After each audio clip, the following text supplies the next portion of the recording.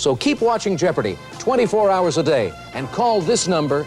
You dumb son of a bitch, you don't watch it 24 hours a day. There's a daily cash prize of $1,000 and fuck, no shit. Call now and play Phone Jeopardy. She drank the poison that Captain Hook intended for Peter Pan. Tinkerbell!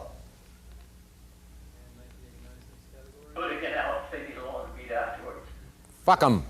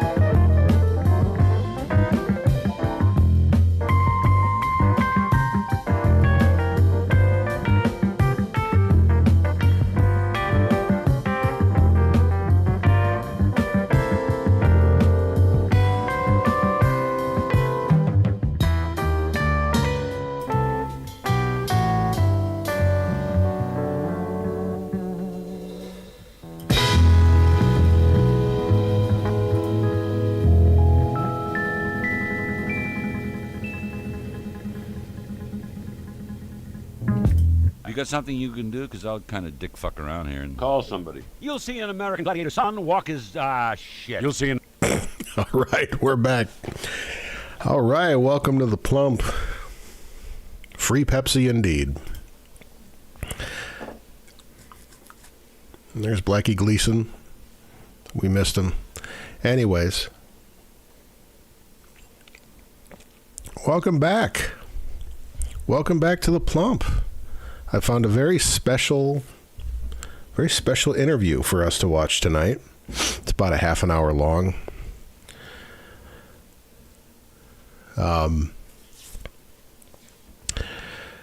We're going to, I'm going to read this was, I acquired this from the shout out to the Found Footage Fest guys. They're the ones who possess the most footage of this interview. I'm going to read the description before we switch over. Here it is. We found this 2-part episode of a local New York City talk show called Best Talk in Town on a 3-hour tape of mostly auto races, and were immediately smitten by a 7th-generation satanic worshiper named Dark Lord Blood, his shades, red hoodie, and his amazing growl. All add up to one charismatic Satanist. Here's all the Dark Lord Blood we have. Join just for our SLP club members. So that must be for people who are part of their club. I don't know. Anyway, we're going to switch over here. The audio is okay. I can boost it if I need to. Just let me know. That's Bosley in the corner. Oh, I should probably do that. All right, here we go. New York City was gripped with fear, and police had launched one of the largest investigations ever. Son of Sam was stalking the streets, and David Berkowitz was about to kill for the last time. Now, did he act alone, or was he part of a satanic cult? And how real is devil worship? We'll find out this morning. I'm Nola Roper, and this is the Best Talk in Town.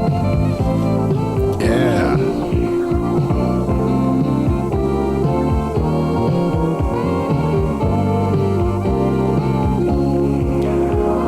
Best Talk in Town.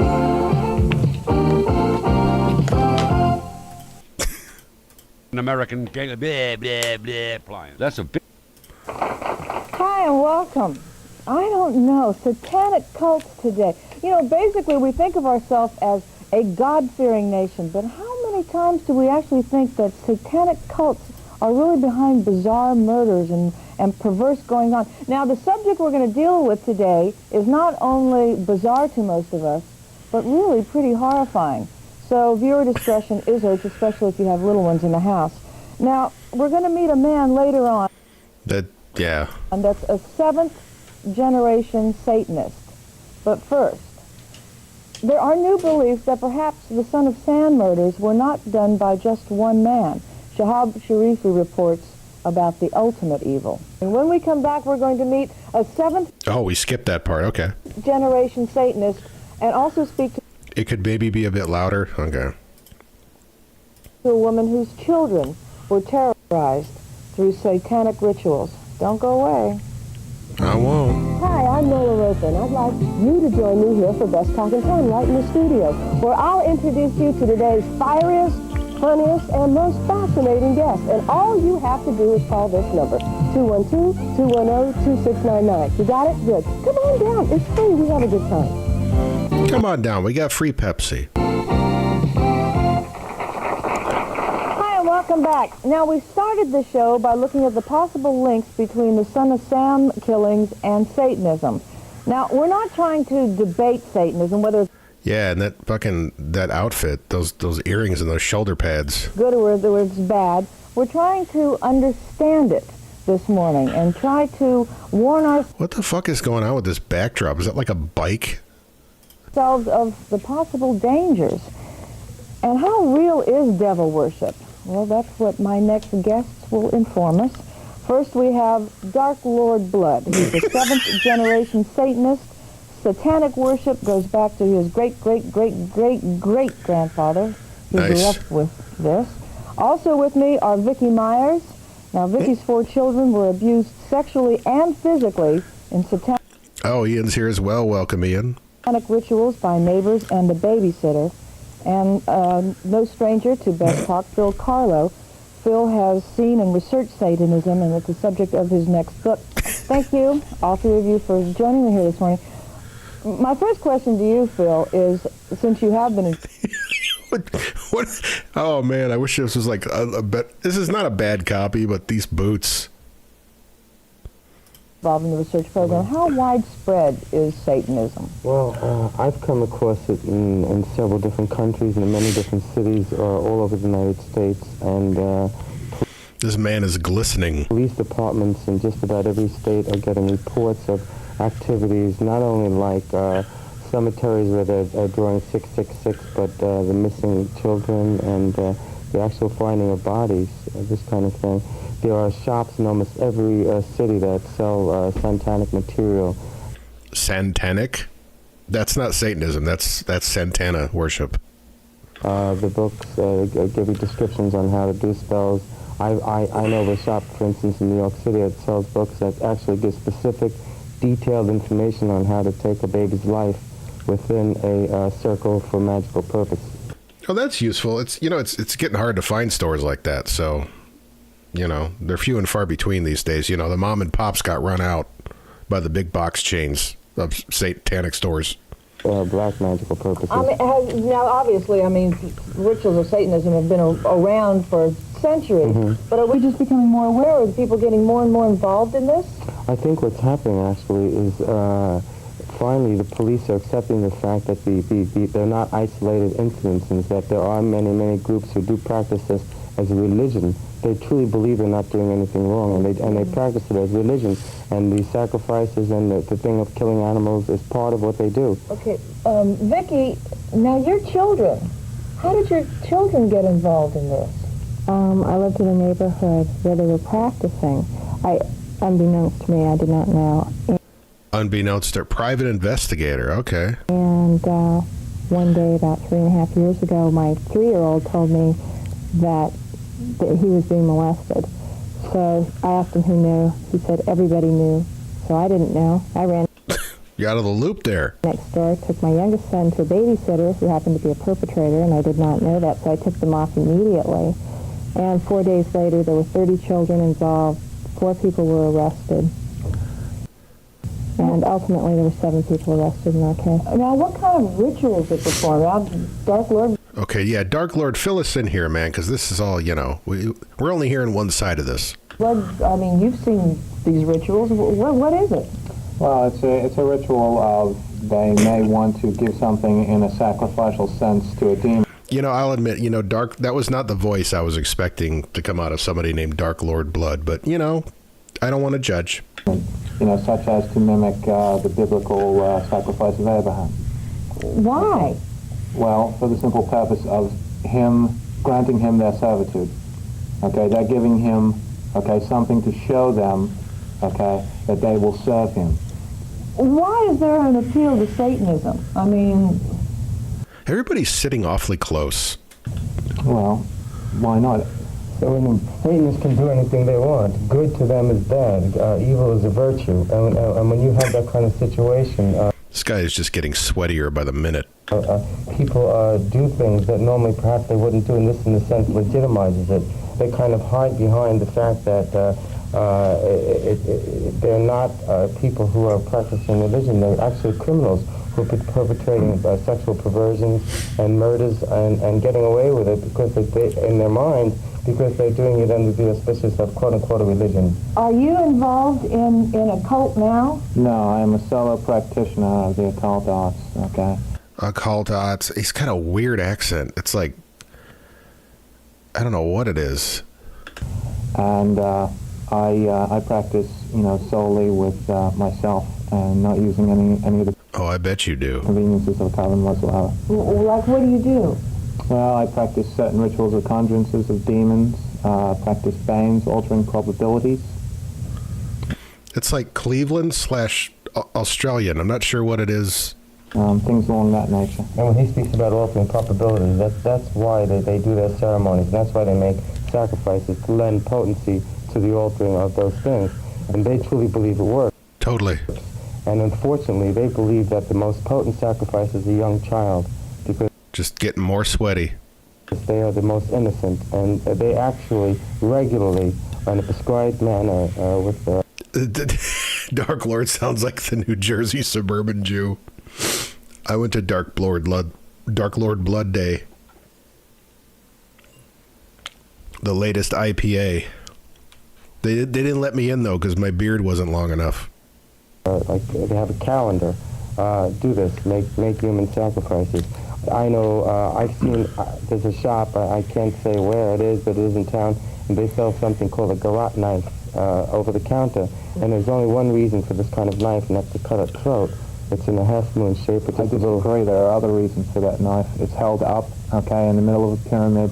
That's a knife. And conjurance, okay, and light is supposed to pass through that dark light or arclight. And so this dark I said, what the fuck is this accent? light you're making reference to is used to sever throats. No, it is not used necessarily to sever throats. I don't sever throats using it. Right, well, that's your choice, but there are others that do that. But you're saying, as a whole, you are generalizing every occultist in a bad category. We don't all do that. I don't sacrifice children. Well, Do you do animals? I've done animals, yeah. Okay, so there you go. Oh, he does animals. He doesn't sacrifice them, but he definitely does them. I've done animals. I don't do them The anymore. fact that you've done them doesn't mean that you... The Oh, we got the side-by-side here. They're going at it. fact that you did it once and don't do it anymore doesn't mean it didn't happen. And the fact that you changed is fine. There are many like you that have not changed, and they still do that. And this kind of knife is being sold for that reason. There's something called an But it's axiom. also being sold for healthy reasons. Man, what's healthy about selling a knife that...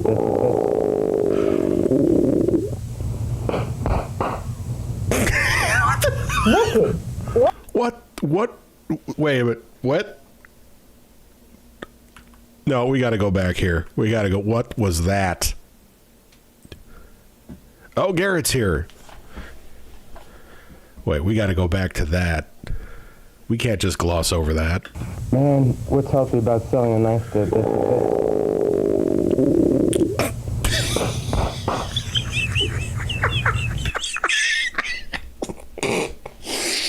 Oh, my God. Man, I hope they did the whole fucking talk show circuit with this act. This is great. They could have taken this show on the road. Vicki, let me ask you about your children. Now, I mean, how are they suffering now?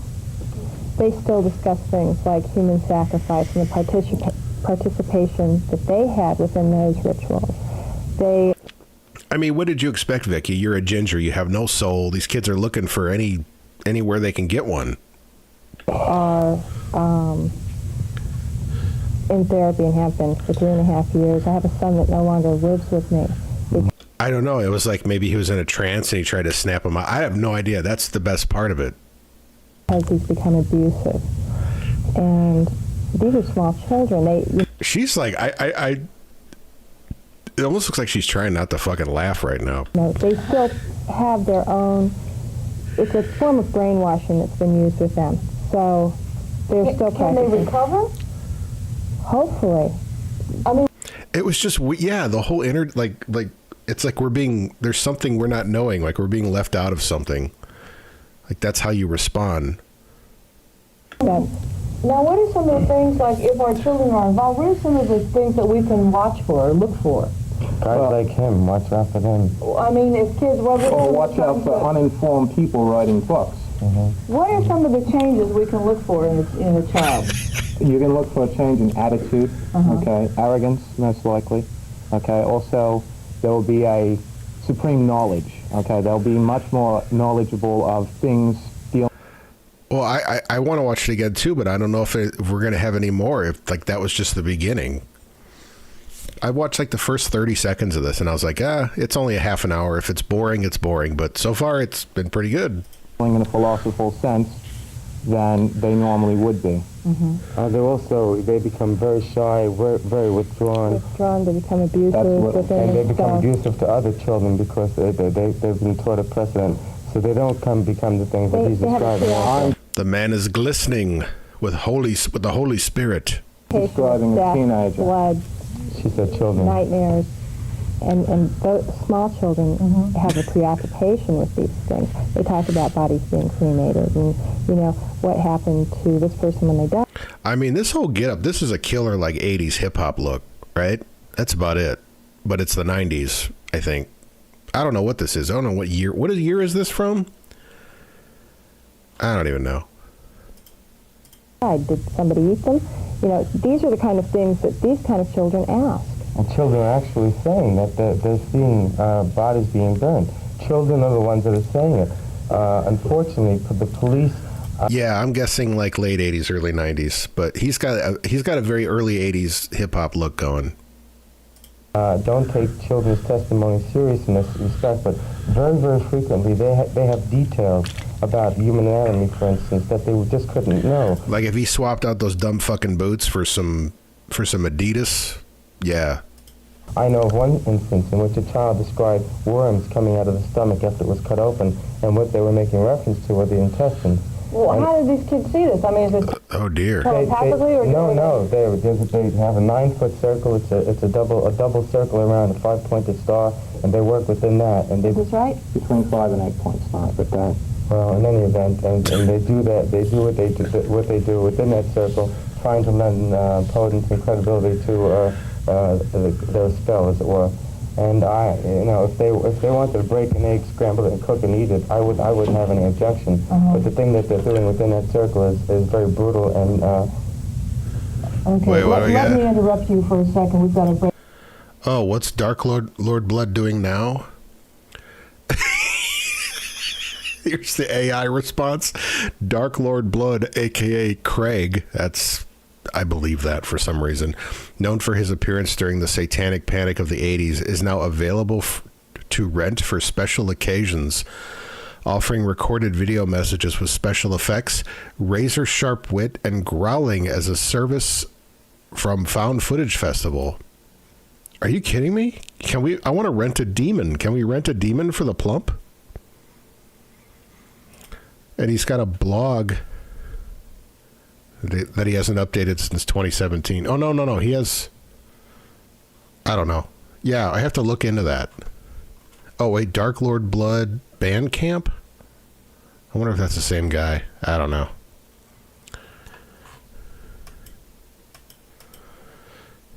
But we'll be right back. Don't go. Yeah, I don't know if he can do it. He says he's for hire. I'm getting stuff posted to me. And what is all this? Oh, Best Talk in Town? That's the show? Oh dear. It's still going? Or wow.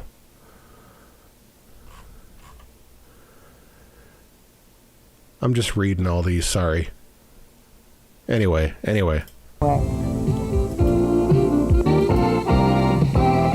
Best Talk in Town. Hi, and welcome back. We're talking about satanic cults this morning, and Why do they keep saying satanic cults? All right? They're not worshiping Santana. Dark Lord, let me ask you, what would draw a child to this, or a young teenager, young adult? Okay, young adult. Okay, now you're speaking on the area of enticement and not forcibly taking. Right. Okay. They are enticed by money, drugs, promise. I think he's doing this weird accent on purpose just so you can't figure him out, but because it's like Cincinnati, Australian. I don't know what it is. Sex, great power. Okay. The promise to be someone better than the other kids. Okay. That's how Or it's like Boston. It's bossy. It's Boston and Aussie. they are enticed into a group, and they're also, through music and other social such things. Now, what about water? Someone told me about Water is sometimes used as a submission sign. Water is poured on a child. This is generally on a child, okay, being of 10 or younger.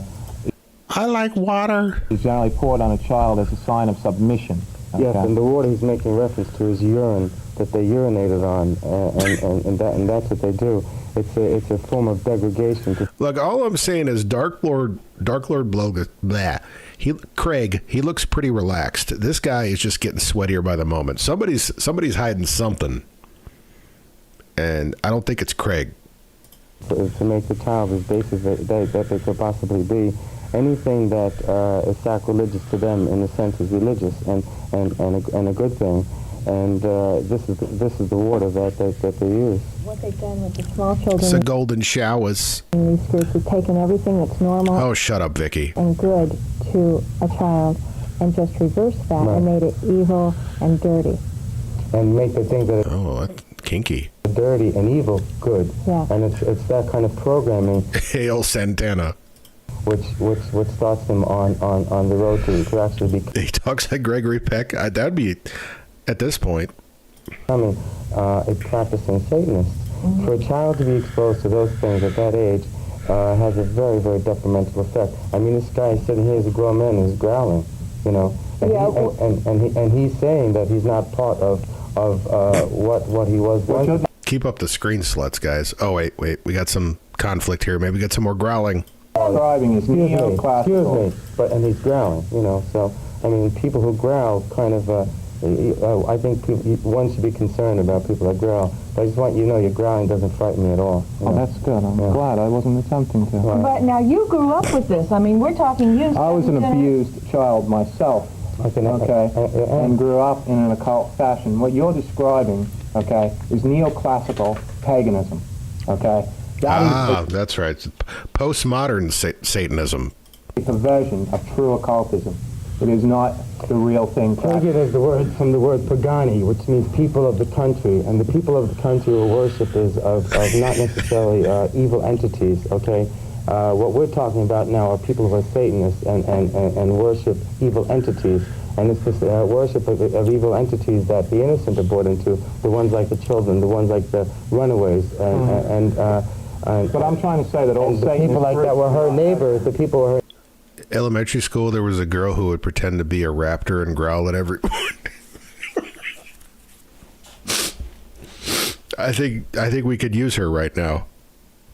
Neighbors who she trusted, and because she trusted, they were able to get to her children. And look what they did to her children. She now has an 11-year-old boy that will never really be able to relate to the world normally again. And look how scarred she is by it.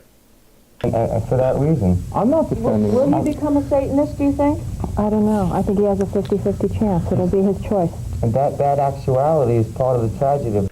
Wait, how old was her boy? Like, what do you mean a choice?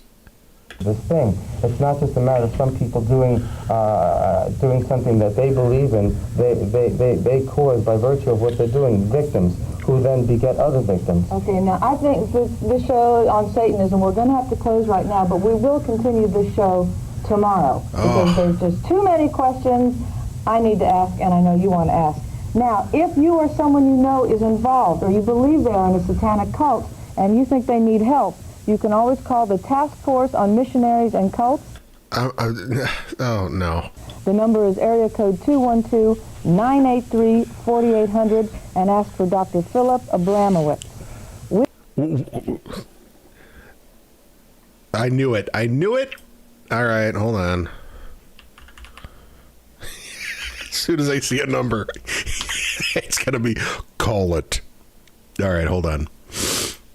I'm going to talk to Dr. Philip Abramowitz. Where's my, there it is.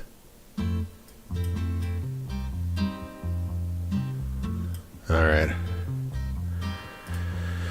Okay, what do we got here? 1-212-983-4800. This is going to be like some guy's fucking... What time is it?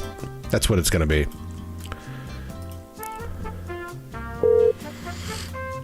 Hello, you have reached the Jewish Community Relations Council. If you know your party's extension, you may dial it at any time. For a dial-by-name directory, please press 9. To leave a voicemail in our general mailbox, please press 0.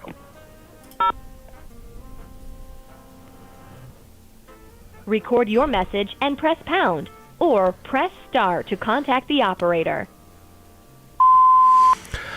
Yes, I have I am an 11-year-old child, and I think I am possibly involved in missionaries or cults, and I could use some help. I'd like to talk to, what was it, Ted Moskowitz? I forget his name. Yeah, call me back. Have a Dark Lord Blood, Craig. Good guy, but I think, I think he's a little weird with the growling, but, I don't know. Hit me up. All right, I don't know.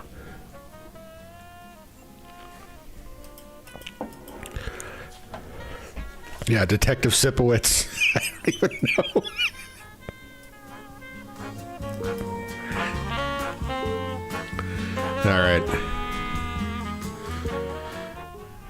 All right. Back to the show. We will be back tomorrow continuing this discussion, and I know you will too. I'm Nola Roper. This is the best talk in town.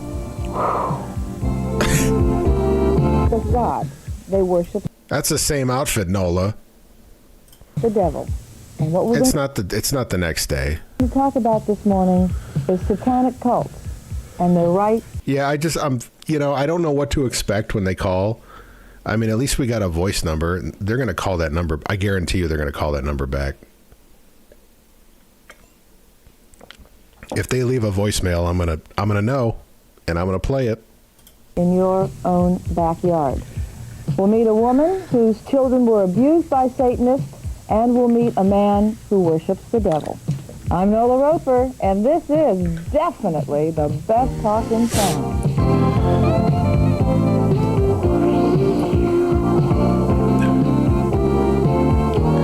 Yeah, them towers ain't there no more.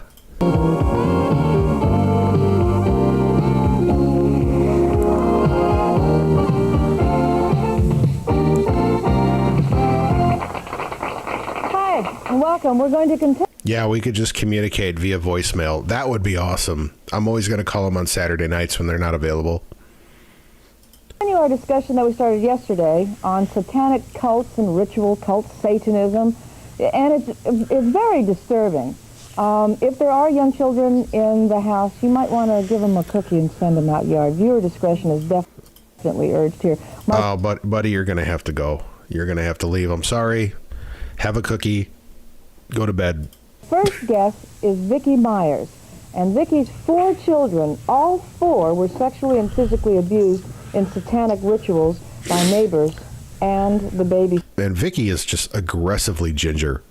And we'll be talking to her in just a moment. But first of all, we don't have any police officials here today. However, we do have a short interview. It's with the former director of the Los Angeles Bureau of the FBI. He talked with us about the problems of satanic cults. Where's the Dark Lord? There he is. Okay, Dark Lord's right around the corner. He had to say. Sorry, Craig. Hi, and welcome back. We're discussing Satanism and the occult this morning and some of the dangers that are lurking about. And with me in the studio is the Dark Lord Blood, who is a 7th-generation satanic worshiper, and also an author, Philip Carlo, who has just recently finished writing a book on this subject. I'm sorry, but that guy's far more... This guy's a menace. I'm more worried about Philip. I think Philip's just having a real tough time keeping it together. And has researched the subject of satanic rituals. Gentlemen, thank you so much for being here. A little earlier, we were talking about baby sacrifice. Yeah, he's taking the flowers. Now, why is a human sacrifice, or for yeah, buddy, it said viewer discretion advised. If there were any children present, you might want to give them a cookie and tell them to go to bed. So that's why I was advising that. Why is an animal sacrifice so important? Well, it's when you're dealing with demons, okay, you have to offer them something in order for them to do your bidding, okay? Some demons require a sacrifice of a child. Some demons require the sacrifice of a worm. It just depends. I mean, Oh, the sacrifice of a worm. It goes from a minor demon to a major demon. Can we give him books or records or, something else that is, I mean... I've done my best in my years of researching the occult and learning about it to work around sacrifice when I can, when at all possible. I've never and will never use a human sacrifice. Ooh, yeah, he's that little Australian coming out. Ooh, look, we got a demon here. Oh, he's a big one. In any way for the occult, and I don't believe in sacrificing animals as a kind of grammar school for working up to human beings. In replacement or using as opposed to human beings, okay, if done in a sanitary fashion, okay, then I have no disagreement. That's good. I mean, sacrifice-born illnesses are a real problem.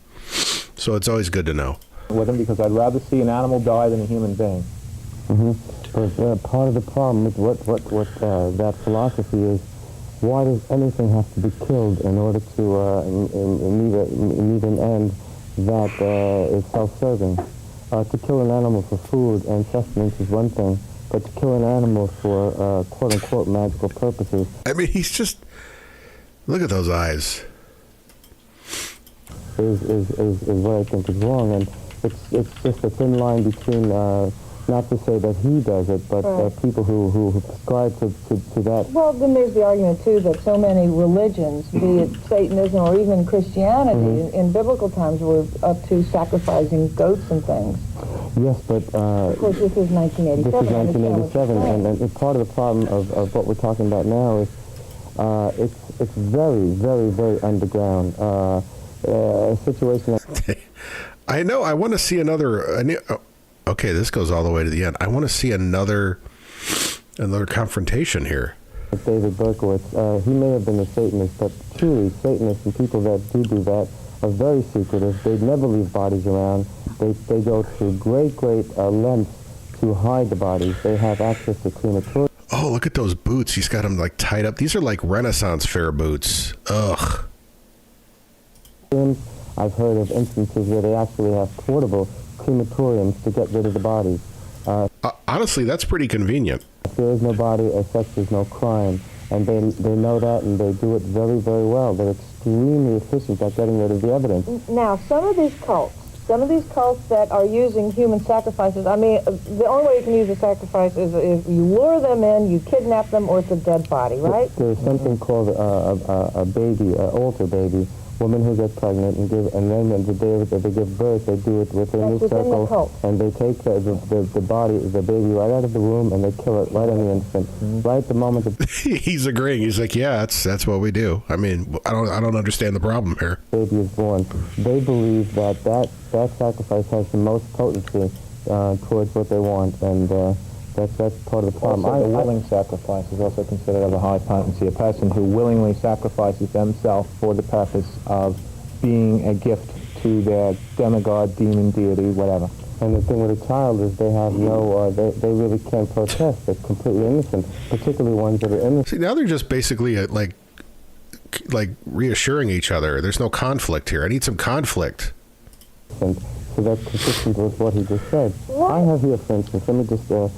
male child of perfect innocence and intelligence is the most satisfactory and suitable victim for sacrifice. Like the only thing he got the growling, he got worked up over the knife. He's like, no, that's not how we use the knife. So come on, give me something here.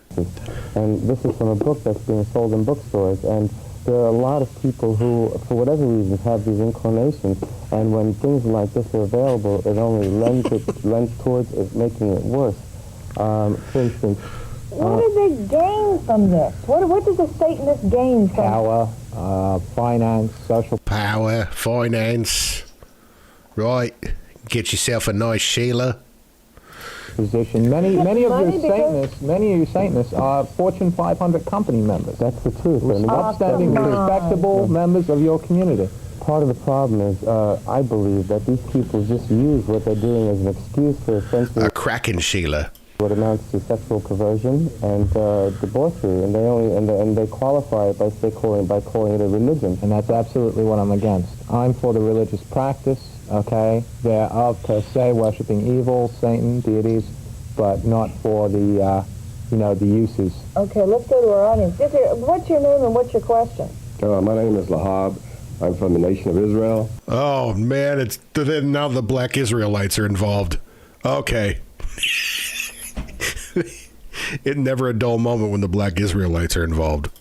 And the question is concerning religion.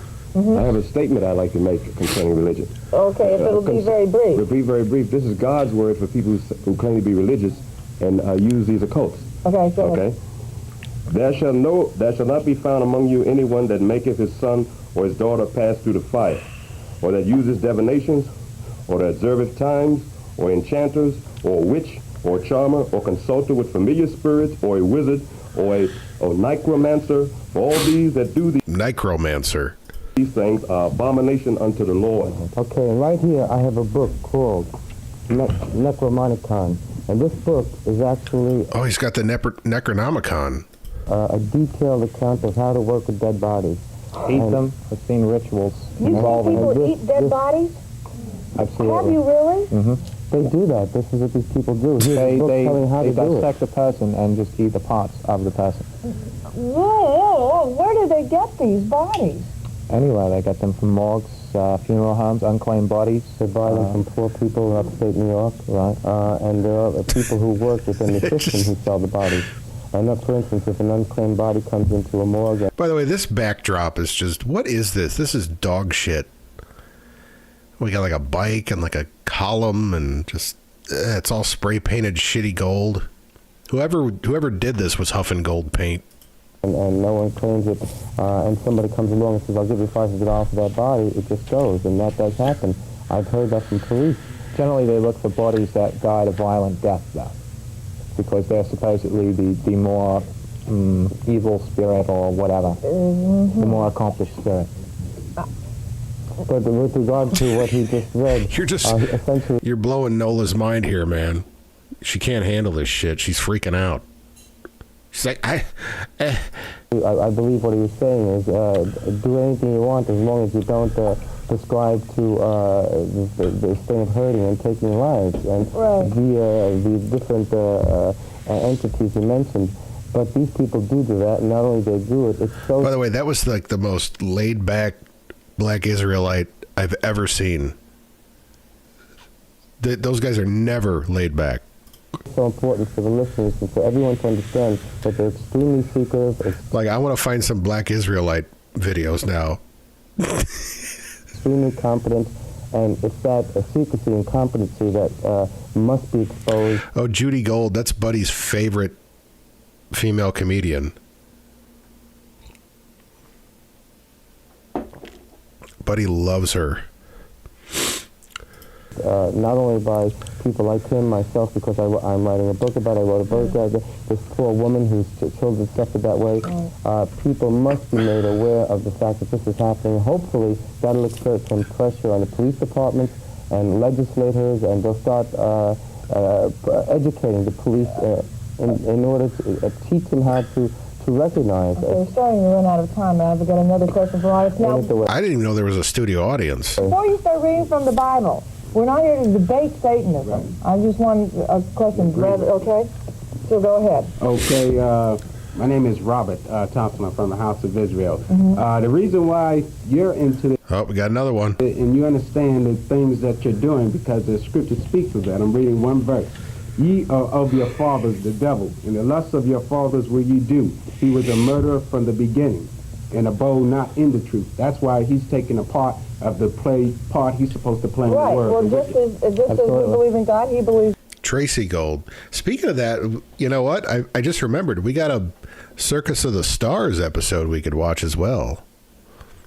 in the devil. That is his religion. That's why he does understand it. You're absolutely right. That is true. That's quoted in the scriptures, King James Version. I was born as a Catholic. That doesn't necessarily mean I have to be a Catholic. It's my choice to be that way. Right. So to be born into Satanism does not necessarily mean one has to stay in it.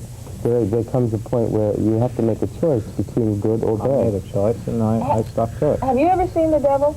I mean, I've been to a ritual where there was a manifestation in which they rose a semblance thereof. It basically tells us Satan is all our dad, yeah. I'm not saying definitely I've seen Satan himself. I love the devil, Satan is good, Satan is our pal. But it was either a demon or a deity thereof. What did it look like? It was mostly in a clouded substance, okay? It was very tall and ominous and seemed to engulf an entire room, okay? It didn't really have eyes in the sense of eyes, but you could tell it was looking at you. No, he's describing an entity that's not an art form, not a human being. Okay, we need more. These guys are so laid back. I need more aggression. I need one of those black Israelites to just really fucking just start talking about like talking about like the devil's ejaculate or something. Like those guys are crazy. These guys are too tame. I don't know whether or not these people can actually do it or do see it, but they believe that they do. And because they believe that they do, they become obsessed with it. Not to say that he's lying or he's telling the truth, but they really, really believe that they can do those things. It's like someone gets obsessed with a movement from the Holy Spirit. You know, I mean, they become obsessed with that. They get that feeling, and they want to serve him. Well, that's just it on the other side of the meal. And the problem is with this is that the people who he's describing just now, they do that in synagogues and in church, and that's fine. What we're talking about are people who have created religions that are underground, who have underground churches that have torture chambers in them, that have a black slab of marble within a 9-foot circle, and then make sacrifices on that in marble. Okay, now, He's the cooler cousin of Romeo Rose. now you are a seventh-generation Satanist. You were abused as a child by Satanists, and I want to talk about that in a moment. But first, we have a gentleman in the audience that needs to ask you a question. Just say your name and your question. I'm Newton I. Patrick, and at what age were you confronted with this with your grandparents and parents? It must be hot as fuck in that studio. From the very beginning. There was never a secret in my house. From the time I learned how to talk, I was confronted with the fact that we are occultists. What age did you decide to change? At what age I decided to change was the age of my liberation, 19. And you decided to take this home. What kind of, why, so many kids who are abused by their parents, a lot of times will just take the opposite road in sort of a rebellion. I tried to do it, I tried to make it over in a different way, in a better, safer, cleaner way. Because I believed in some of the things, okay? For example? Like, I believe in being moved by spirits, be they evil or not. I believe in astral projection. I like those things. Those things have a fascination for me, and I want to study them and enjoy them to their fullest. Hey, everybody's getting greasy up on this set. He has the right to do that, but he has no right to force those beliefs on someone else. Exactly. And he may not be forcing his beliefs on others, but they do that. That's part and parcel of their thing, as it were. Gentlemen, let's break here for a moment. See, you know, it peaked with the growling, and we haven't even come close to that territory yet. Damn. Hi, and welcome back. We're discussing We'll go back to the growling scene, because that was clearly the highlight. Satanism and satanic cults and the pitfall. I'll tell you, I've got quite an education here today. Let's talk about briefly music. Everyone says the work of the devil is in rock and roll. How true is that? Well, the thing that's interesting about that is music is such... This guy is fucking... He just keeps talking and sweating and just... He's got his... You know, this is one of those guys like, you know, like 50 years, 60 years prior, like he wasn't even considered white. Like, he's one of those, like... they didn't even consider him a white guy. Harmless. But a lot of the groups are building their sound, their images around devil worship. I have here something, for instance, which is not really good for kids to see. I don't know if you could see it. Oh, yeah, look at that. Dio, yeah. It pictures the devil whipping a priest, and for a child, 11, 12 years old, to see this kind of thing is not good. It sets a precedent that's very bad. And not only there's not only one or two of these, but there's like hundreds of albums that have this kind of imagery. What about I love me some Dio. Playing lyrics backwards? Have the Well, there are messages hidden in lyrics and things like that, of that nature, sure. But, the real thing, I think, is in the actual lyrics being played forward. Is it dangerous? I mean, is there a lot of stuff in there? Yeah, I wouldn't advocate some of the music that's out there now for kids under consenting age that they can think for themselves as adults. And isn't that interesting that he actually, is into this stuff, and he's saying that he wouldn't want children. Yeah, you really got him there. Do Satanists look different? I mean, are all your friends Satanists? No, I don't have any friends, but my acquaintances are, yeah. Oh, Craig doesn't have any friends. Guys, let's get Craig some friends. They look like everyone else. They look very normal. They don't have two heads, and they're normal. The only time they're not normal is when they're doing their ceremonies. I mean, they wear robes and whatnot. But you can't tell by looking at one, unfortunately. You can't? Well, for example. Well, someone who's filled with Satan is a lot different than someone who's filled with God. You can just tell. Like if a child was standing right in front of you and they were filled with no, that's different. That's a child's innocence. I'm speaking of adults. Okay. What do you look? Well, what do you look at? Bad vibes. People who have bad vibes, you can tell. And that's it. Oh my God! You'd be too bad of a guy. Well, I don't think we're gonna have any more growling. That's a shame. I mean, well, that's all a matter of... Man, look at that. He's got so many spaces between his teeth. It looks like his tongue is in jail. Opinion. I'm sure there are people out there who hate my guts, just for what I do. But he looks normal. I mean, if he didn't have the glasses and the hood on, he'd be normal. You wouldn't know. Yeah. If he had a tail on under his pants, then Well, that'd be a tip-off. Yeah, but got it bunched up. What do you get out of the rituals that you perform? Well, I get a satisfaction. Okay, it's like karate is for someone on a physical level. It's the same thing for me, like yoga or anything else. I get a very deep spiritual satisfaction out of astral projection and conjurance and what have you. Okay. Gentlemen, thanks so much for being here. If someone you know or you think is in trouble, call this number, the Task Force on Missionaries and Cults, and the number is 212-983-4800. We called it. You can ask for Dr. Phil Abramowitz. Also, Dr. Phil? we do have some literature here at Best Talk in Town. You can always write or call us here. Senators and congressmen, I'll tell you, we have to do another show on this. Thank you for being here. I'm Nola Roper, and... No, thank you. Or fuck you. I don't know. This is the Best Talk in Town. Ooh.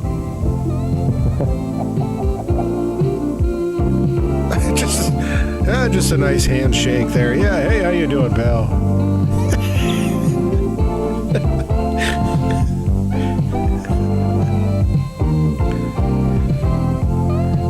Wait, Nola's Wardrobe. Nola's Wardrobe and Associates, courtesy of Gantos.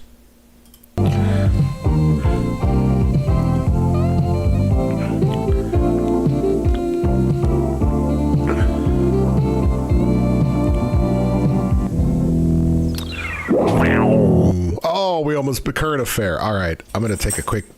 Oh, Bozzy's up too, so apparently it's piss break time. I don't know what we're going to do next. We could do that that episode of, I don't even remember, Circus of the Stars or whatever. We could do that. But we'll be right back. Really? Is that the... That is not... Okay, whatever. Oh, no, that's that one. There we go. All right, we'll be right back. What do we got here? Sure.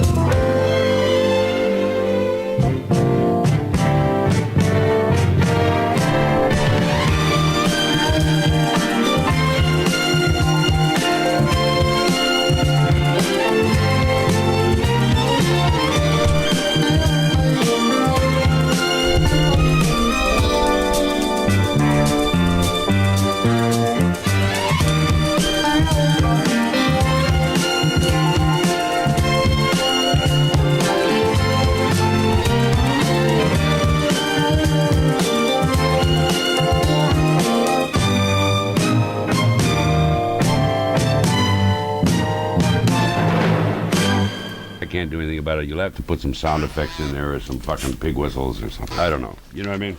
Somebody's got to give a shit. Not me. Jesus, this is terrible fucking writing. There's no fucking hook here. There's no tease. It's dead on. I don't know what to do. I know, but I don't think it would work any fucking better than what we got. There's no tempo to the fucking thing. It just gets out there and then fucking, well, plop. And they walk around. The fuck is all that? That was perfect. Oh, shit. I can never get tired of that. I never get tired of that, Ernie Anderson.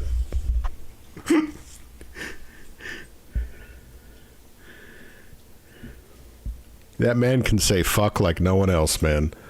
Okay, so we've got a Circus of the Stars supercut from 1982. Oh, okay. So let's go ahead and Boz will be going up on his chair momentarily. When he does, I'll turn the cam back on. I'm going to have to boost the bot. By the way, guys, I did get a... What is this? Yes. I got another dog.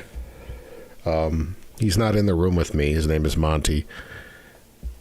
And let me tell you, man, I got used to, like, you know, Bosley's an old man. I mean, he's like 14. He acts like he's about 10, but he's about 14. And then I got Ruby. She's like 11. They're both pretty chill dogs. Monty's 3. And he's like pretty high energy. So I'm still adjusting. We're all adjusting. But he's doing good, though. He's a good dog. Very, very kind, very sweet, good-natured dog. He's the same breed as these other two. He's a coonhound. And we got him from Hobart, Hobart Humane Society. And he had been like, he's 3 years old, and he spent the first, like his whole life he's been in shelters. And I don't know why. He's a good dog. He doesn't have like behavioral issues or anything, or he's fine. But, you know, he's got a lot of energy. Which is good, because that keeps me going. Keeps me moving. Anyway. Wait, let's, what is this now?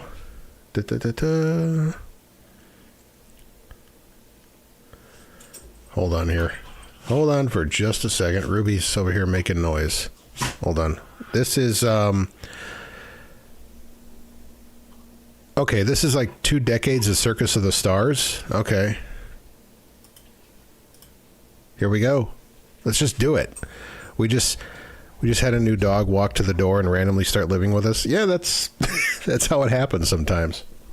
Come on, Boz. Come on, bud. Hold on. Hold on, guys. I'm sorry. Come on. Ruby, you want to go outside? Go on. Joe. Go. Okay. They needed to leave the office. Anyways. Mickey Rooney. Ladies! Oh, shit! Oh, no, I did not... No. I did not expect this. We just got oh, my God. An unannounced Mickey Rooney sighting. And children of all ages, welcome to the 7th annual... Oh, your cat's been doing good? That's good to hear. Yeah, I didn't expect this. We have a slightly thinner Mickey Rooney here, wearing proper adult clothes and not sucking on a fat German woman's tits. By the way, guys, if you haven't seen... Hold on.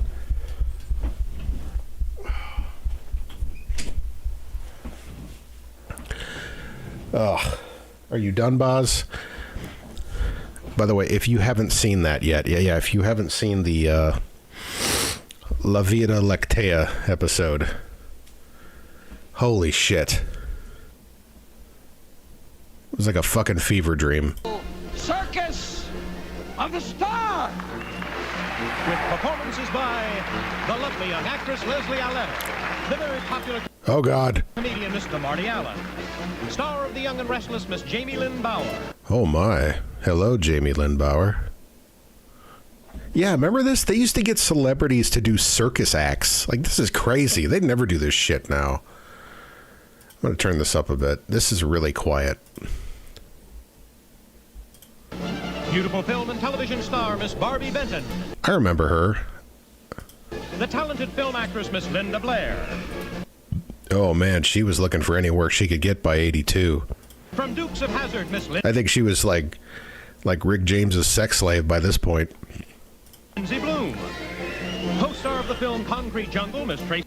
Oh, she's cute. If you're ever on a date with a chick and you're really not into taking her back to your place, show her that Rooney movie and act like you're into it. She'll never talk to you again. Yeah, that's a quick way to end a relationship. The only one of these I saw had Todd Bridges on it. Okay, okay.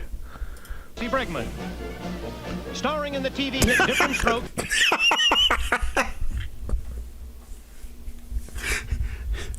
Have you seen this before, Jay? God, I think he's the only one from Different Strokes that's still alive.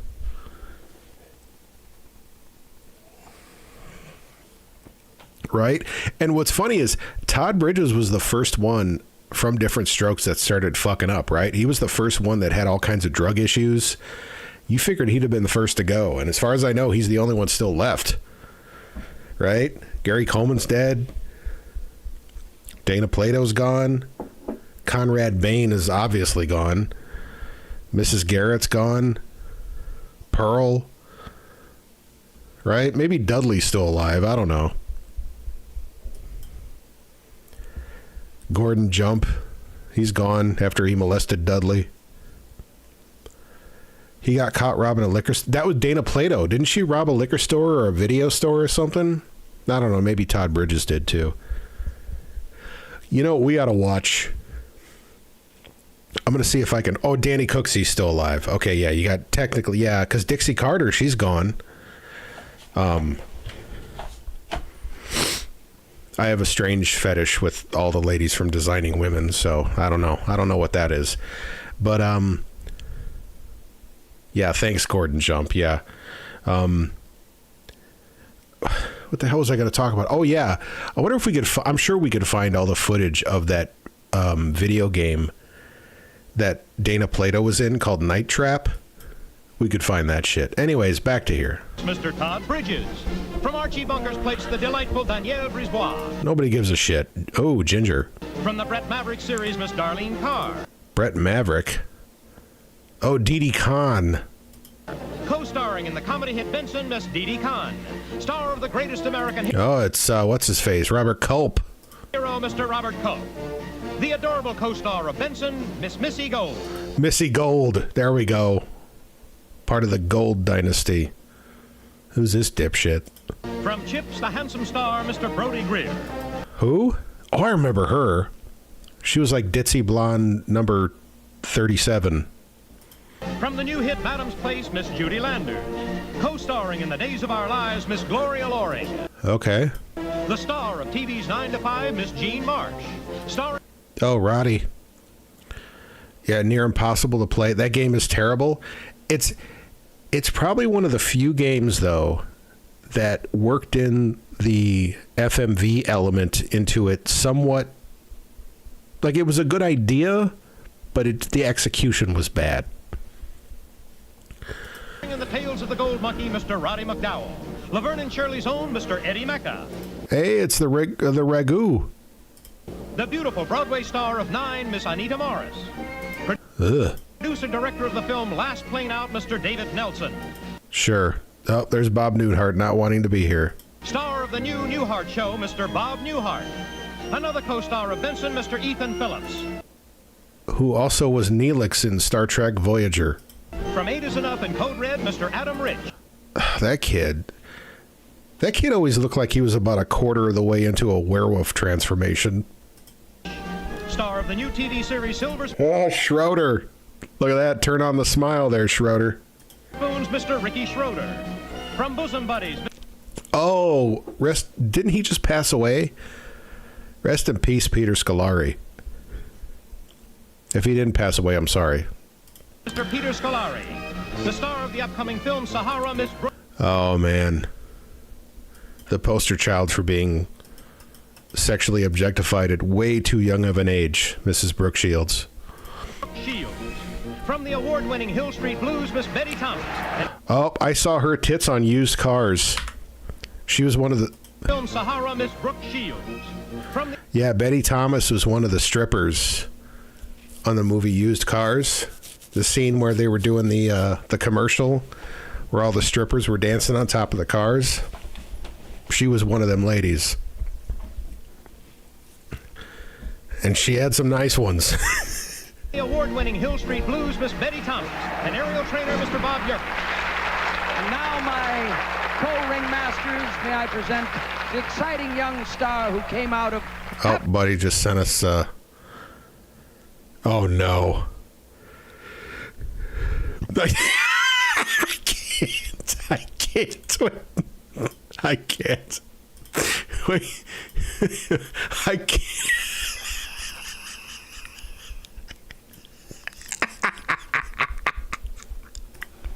Days to even happier days in Joni Love's Chachi. Mr. Scott Baio. Oh, shit, it's Baio. Is he still a big old Trump supporter? I don't even know. He was in 2016. Also, the beautiful star of Flamingo Road, Miss Morgan Fairchild. Hey! Oh. Pretty face. Ass like a cookie sheet.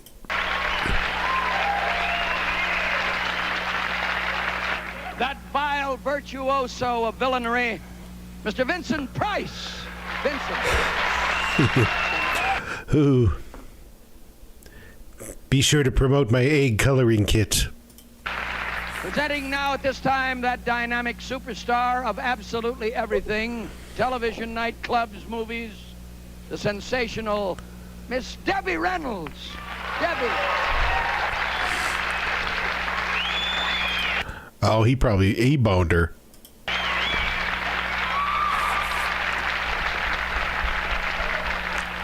Don't fight, girls, don't fight. And on with the 7th annual circus. Yeah, Leia's mom. Didn't she die like shortly after Leia or Carrie Fisher did? Like they kind of died within the same year, I want to say. The star. Like Carrie OD'd on coke or something on a plane, and then Debbie Reynolds just died. Going from the ground floor of the governor's mansion on Benson to sway 8 stories above the ground in front of the main... Man, back in the early 80s, man, they just could not get enough of Morgan Fairchild. Everybody was trying to bone her back then. Fountains. The very talented actor, Mr. Ethan Phillips. Oh, shit.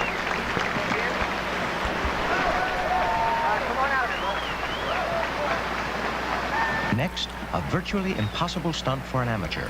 I mean, this guy was just a fucking... He was just a side character on Benson. And he's doing this shit. Ethan is about to sway 30 feet to switch poles in midair with John Jinks, 8 stories above the ground. Like, no fucking thanks, man.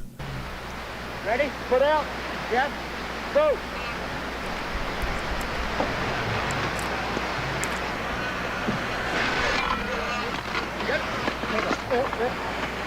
Go ahead. Hey, boing.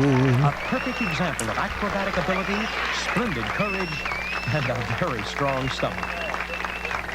Ladies and gentlemen, the Circus of the Stars is proud to present the thrilling action of our high wire team. The tall and handsome actor from Chips, Mr. Brody Greer. He must have been, yeah, this is 82.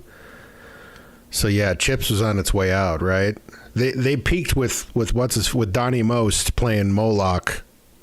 This is on the downslope for sure. Tall and lovely co-star of Hill Street Blues, Miss Betty Tits McGee. Thomas, and the small and adorable co-star of Benson. Oh, you know what? If I'm not mistaken, this chick, after Benson, she just like got the fuck out of acting completely. Missy Gold.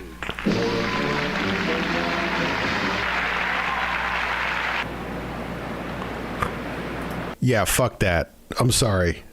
What is it with all the Benson cast members doing this shit? Back, Betty. Remember, these young people are not circus pros, they're professional actors. That's Judy Landers covering her hair for her next turn. And work it, girl. Here's why. The Ring of Fire.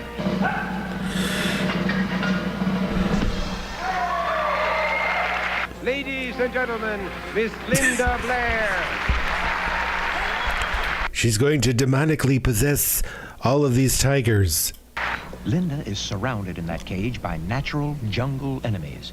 2 lions, 4 tigers, and the most dangerous cat. That'd be funny if Rick James was dressed up as one of those lions. He'd be like, "What are you doing, bitch? What you doing lighting this shit on fire? You need to get back home, bitch." Of them all, a spotted leopard. Good boy!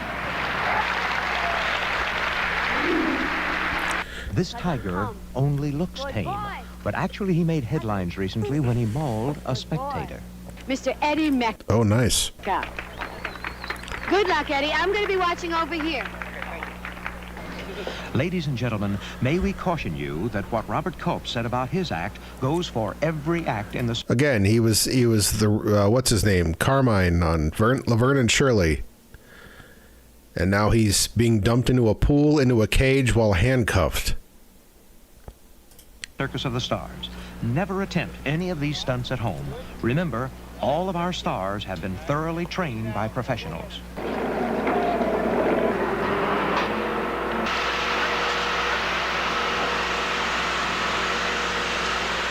The great Houdini escaped from his locks and chains.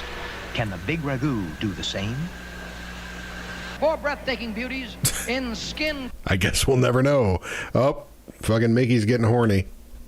Ragu do the same? 4 breathtaking beauties in skin-clinging tights to bedazzle your days and bedevil your nights. The comic is America's most lovable, funny man, Mr. Marty Allen. Here's his brother Tim. Come on.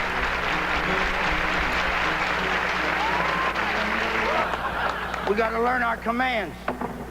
You know, we've been practicing all week. Come on, come on. Pop. Okay. You know, everybody likes raccoons. Everybody likes orangutans because they seem all cool and chill, but like, if that orangutan wanted to, he could literally just, in one swipe, he could probably take fucking Marty Allen's head off if he wanted to. Very good. Sneeze.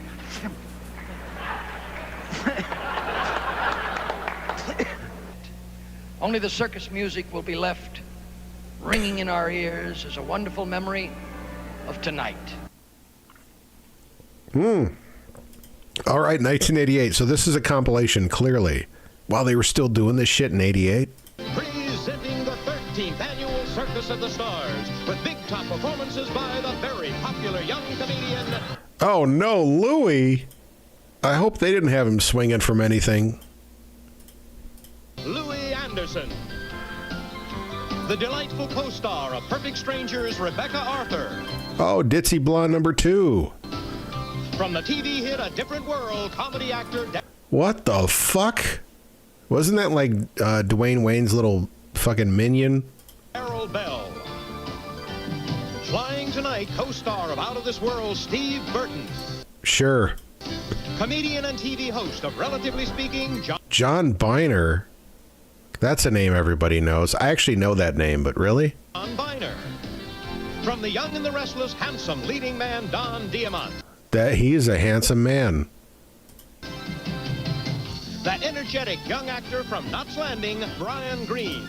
Brian Austin Green, ladies and gentlemen. This was pre-Austin. This I'm not going to say. This was before he became, before he got all hip-hopified. The bright and beautiful co-star of Head of the Class, Christine Hodge. Oh, I remember her. She was that cute redhead on Head of the Class. The bright and beautiful co-star of Head of the Class, Christine Hodge. The entertaining co-host of Entertainment Tonight, Mary Hart. Mary Hart. Mr. Belvedere himself, the amusing Oh, Brock Toon. Christopher Hewitt. A new look for the actor who plays Bubba on Mama's Family, Alan. Oh, yeah. Oh, yeah, that's right. They made a TV series out of Mama's Family. Ugh. Kaiser. That dancing fool and very funny gentleman, Harvey. Oh, Harvey. Oh, no. What are you doing, Harvey?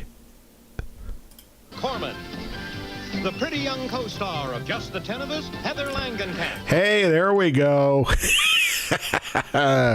Oh.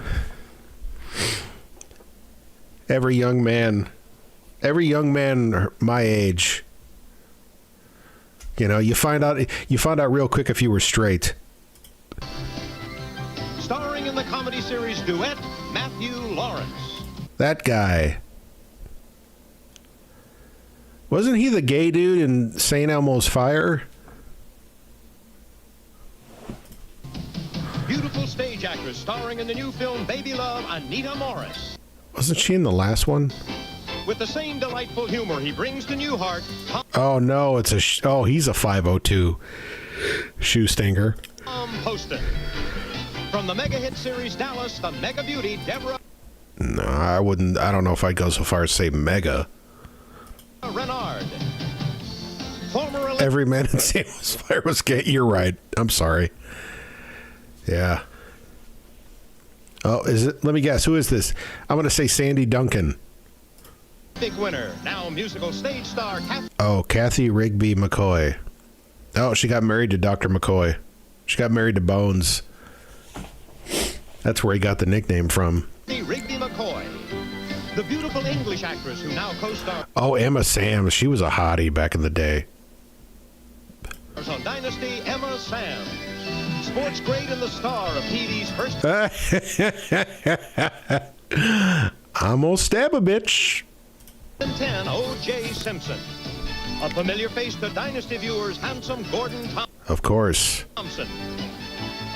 From Guiding Light to Circus Lights, Krista Yep, her too. Tesro.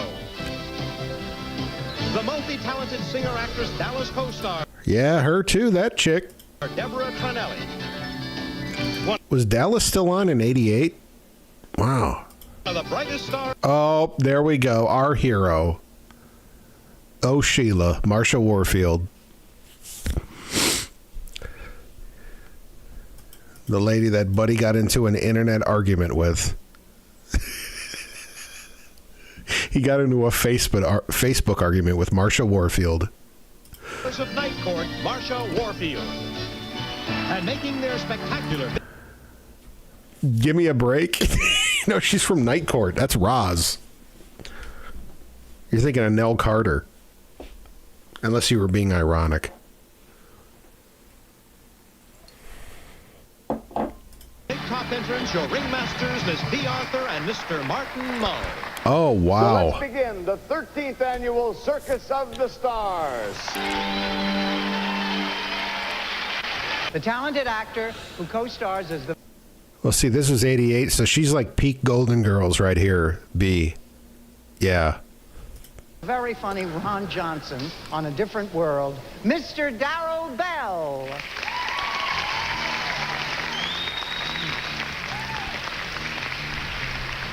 And the delightful actress B. Arthur could get it. who starred in Nightmare on Elm Street, parts 1 and 3, and now stars in the new series, Just the 10 of Us, Miss Heather Langenkamp. Yes.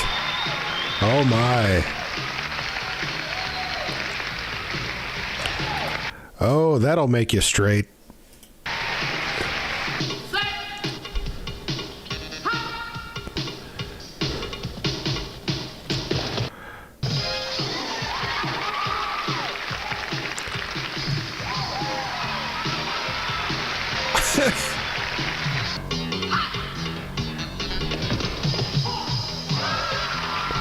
an incredible double for Heather.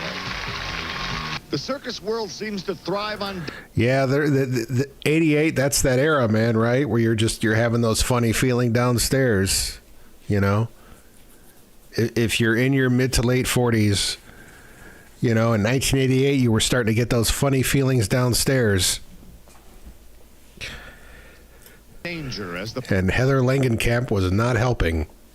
public thrills to the fiercest of animal acts, the highest of aerial acts, and the most hazardous of thrill acts. We present a thrill act now that will Is there ever an era where Martin Mull doesn't look the same? leave you gasping. And the gentleman who's going to perform it is the handsome and adventurous actor who stars as Adam Carrington on Dynasty, Mr. Gordon Thompson.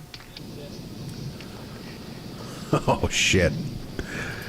Oh, shit, he's going to die. Seems Gordon's taking time out from Dynasty to play with Destiny.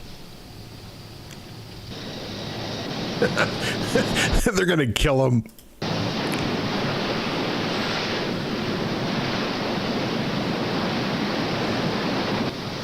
He's out. And there goes the chair. You made it. Thank you, man. With just seconds to spare, congratulations. Thank you. Ladies and gentlemen, the gutsy Gordon Thompson. And now, let's get back into a nice, dry tent. A few years back, our next truly super sports star scrambled down a football field to run more yardage in a single season than any other player. I'd say he was blessed with magical feet. Well, on our circus, No. he's going to display his magical hands. It was a stupid sexy Flanders outfit there, for sure. For yardage of a different sort. Here's the man whose smile is more dazzling than all his golden awards. Sportsman, actor, all around wonderful Mr. O.J. Simpson. Okay.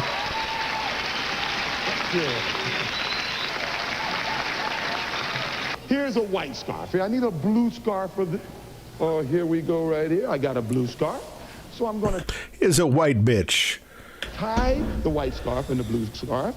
This is tougher than it looks. You know, when you've had your hands stepped on by Bubba Smith and Dick Buckus, you know, your hand... You know, motherfucker cheating, fucking my wife when I'm not around. You gonna share my house with another man? Out of your fucking mind? You lose your dexterity. We get the blue scarf here. Now let's bring them down and together, and then what? Wouldn't that be great if he just started like working his frustration over his fucking divorce into his magic act? Look at this little white motherfucker. Man, I could just crush this bitch right here. Ain't nothing anybody could do about it. This is my little friend. This is my friend. We call him Joe Montana, or is it Mrs. Montana? I think it's Mrs. Montana. Okay, here you go. These are beautiful. He pulls a single glove out of his pocket that does not fit. Oops. Oops. Well, I think you want to take a. You see, she wants to fly. Kids, would you like to see her fly around the tent? He just gotta smash it. Okay, let's get. All right, there we go. Okay. He's just gonna overhand that. He's gonna spiral that fucking pigeon into the crowd.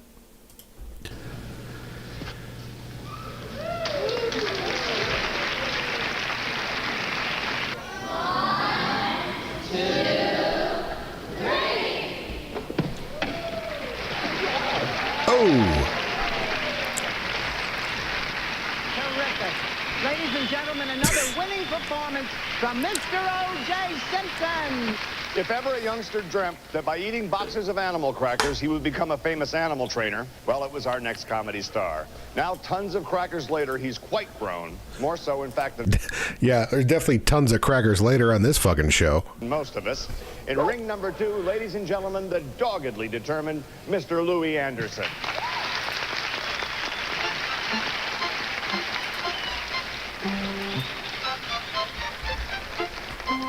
All right, I'm gonna fucking train this dog. it's gonna like jump over a stool and shit.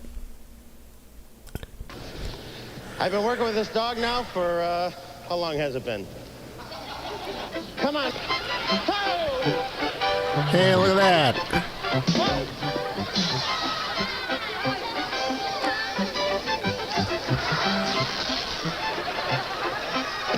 Come on.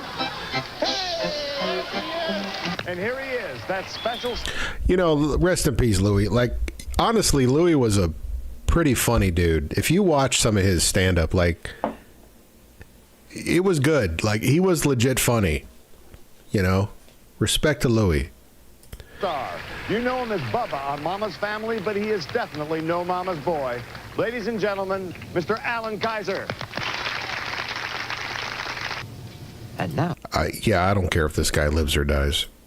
Alan goes for a headstand 40 feet up, the wind whistling in his ears, and no safety net. Yes. Our next star, the phrase... The editing is great. An urbane, sophisticated, and extremely organized babysitter and problem solver. His orderly disposition also enables him to concentrate on his famous rabbit materialization trick, which he's about to perform for us. Ladies and gentlemen, Belvedere himself, Mr. Oh, it's Brock Toon. Christopher Hewitt. Yes. I'm dressed like a vampire. That's right, I'm gonna suck something.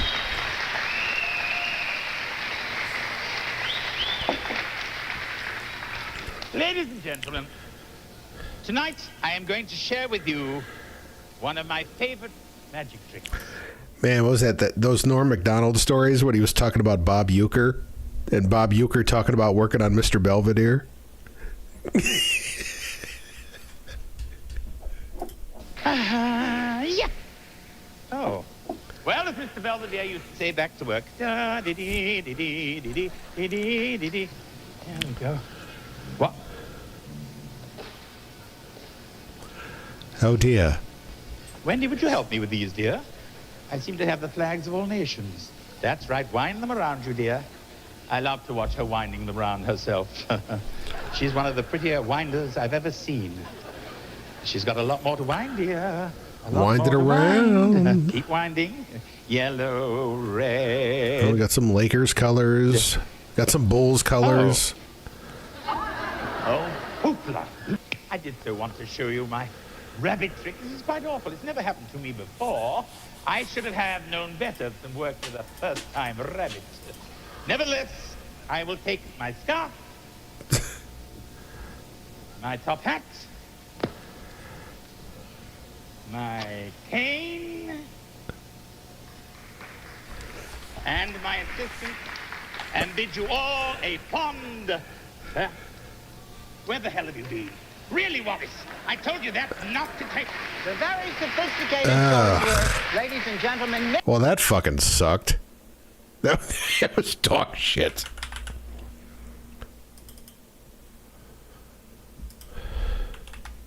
Right? Bullshit! Mr. Christopher Hewitt! Lovely blonde who plays JR's double-dealing secretary on Dallas, but who walks the straight and narrow tonight, Miss Deborah Renard. All these fucking Dallas actors I don't care about. No ordinary walk across. Damn, walking the tightrope in heels? Oh, shit. Deborah does it in high heels. A first in this or any other circus. Perfect. Perfect. You hear Christine guiding her because Deborah can't feel the wire beneath those 3-inch wooden heels. Most actors love to complain about something during rehearsal. And we'll never know what happened. And nowadays, there's no better way than to rap it. We're singing as we fly the track to a beat we all know as the rap. The rap is what we all must do if we want our wrist to see us through. Better one. You know, rope burn hurts like nothing else, so we wrap our arms when wearing belts. From way up here, I'd hate to slip, so I wrap the pole for a tighter grip. My ankles must be wrapped each day or bruises in the way. Fuck you!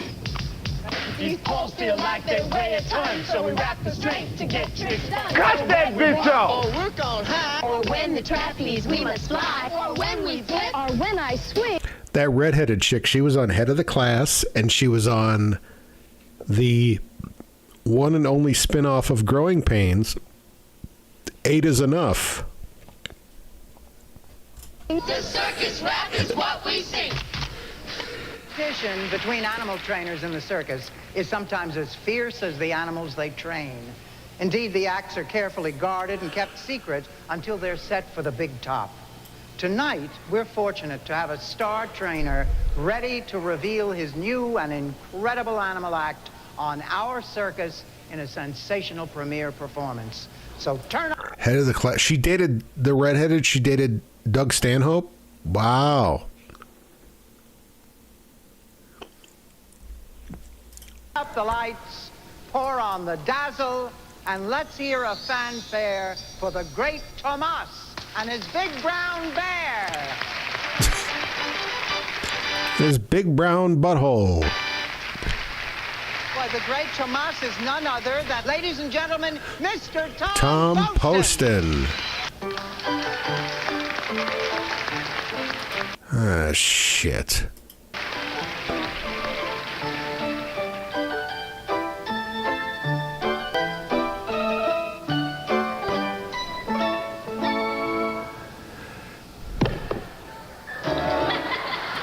God, this is fucking filler.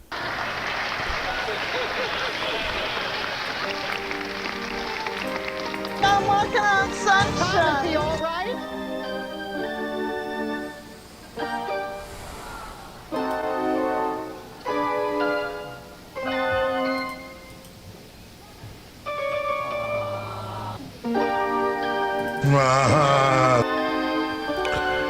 That's right, pump it.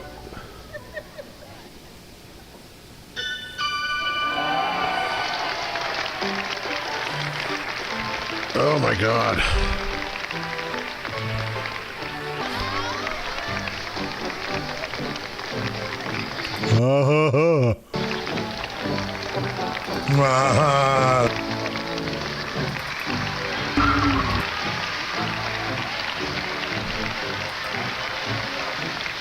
A big bear hug and a lot of applause for Mr. Tom Poston. George, you're dead!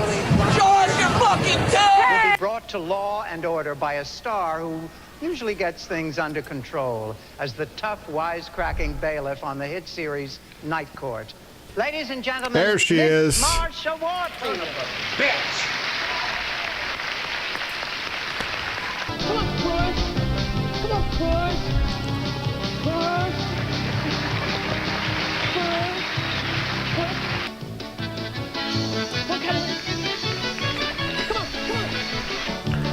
It's like I had to I want to interview Marsha Warfield and just do nothing but talk about this episode for an hour.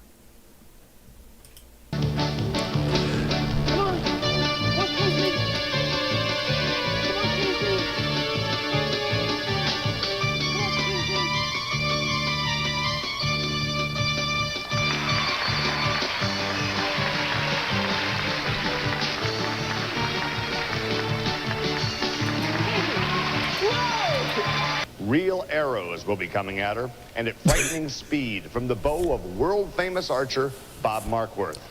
Here's the beautiful star of Guiding Light, ladies and gentlemen, Miss Krista Teslo. All right, take it easy there, Krista.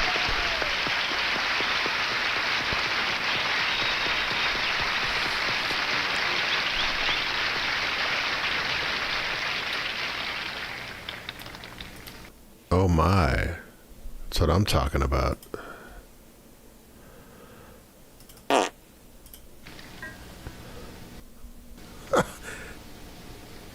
He just hits her right in the thigh.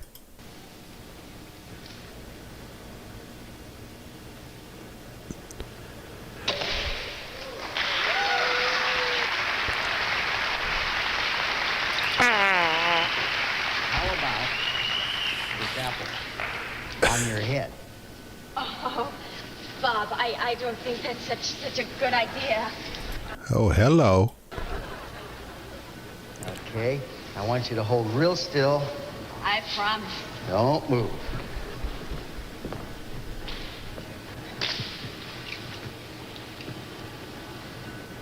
There we go. Take her out.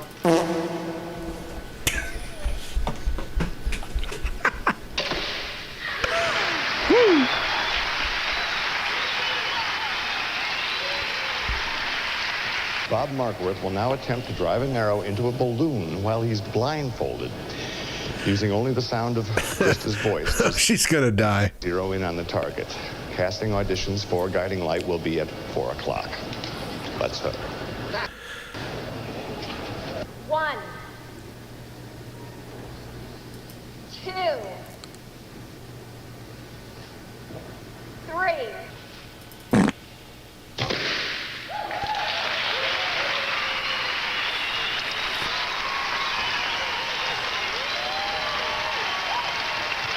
We've had a wonderful time, ladies and gentlemen, and we Oh, leave you dear. with this traditional wish. Until next year, may all your days be circus days. Good night, everybody. All right, 19. Okay, I'm gonna throw up a vote here. Should we continue with this, or should we bust the deal and face the wheel? It's up to you guys. I'm getting a little burnout on Circus of the Stars, but you know, I'm gonna let the inmates run the asylum here. Yeah, you're going for the wheel. You want to at least see the cast? Okay, I can do that. That's a good compromise.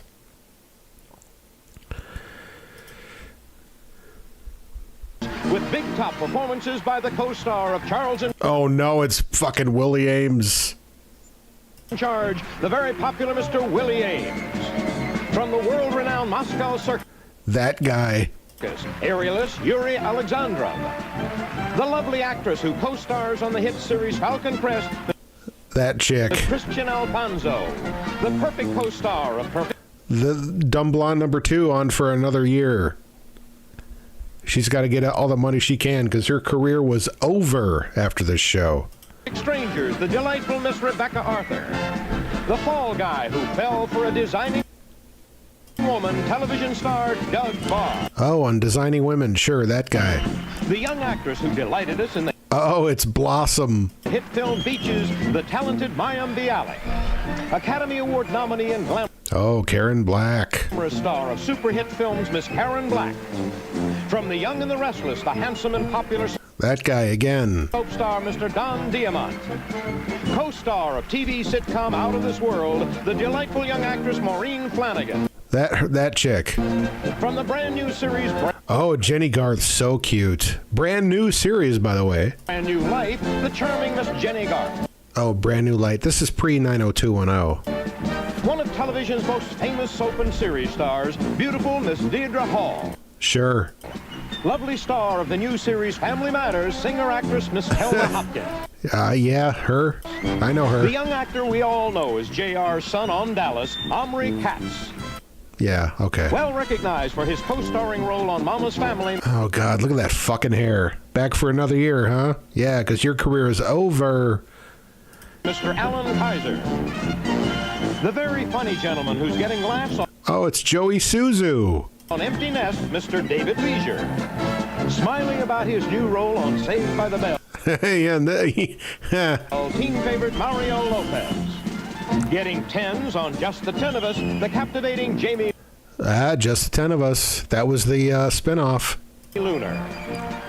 Attention-getting actress on Growing Pains, lovely Miss Julie. Oh, this chick. Oh. Do you guys know the story on this girl? She was, she played Kirk Cameron's girlfriend, wife, I don't know. And apparently she had appeared in some, she did some like photo shoots. I don't know if they were nude or they were like very like provocative photo shoots prior to her being on this show. And Kirk Cameron, being the prick that he is, apparently had made a big stink about it, and he didn't want to work with her because she had done these photo shoots, and she got fired from the show because Kirk Cammon's a fucking prick. McCullough. Departing from his serious role on L.A. Law, the entertaining Mr. Alan Rachins. I mean, when you look like that, you got to be on a law show. Stunning film, stage, and television actress, the very popular Miss Lynn Redgrave. Oh, shit. Wait. You know what I'm talking about? Freak of the Week. Wait, hold on. Here we go. Can we get away with this? Because she's on this video. Check it out, boys. It goes something like this. Just in case you didn't know, yes, my name is Polo. I'm getting trimmed like a barber son after every show. So let me see if I can find it. I'm going to see if I can find it. Freak of the Week. Tell me, are you a freak? Freak of the Week. DJ Polo, and there it is. Wait.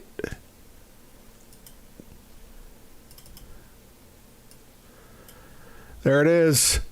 Redgrave, she freaks.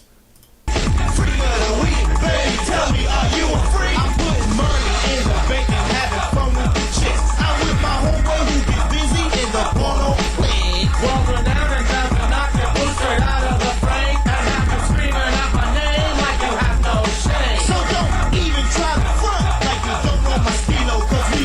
I don't know how much of this I could play. From the series My Two Dads, the appealing young actor Von... Oh my God, Vonnie Ribisi? I know him as Giovanni Ribisi.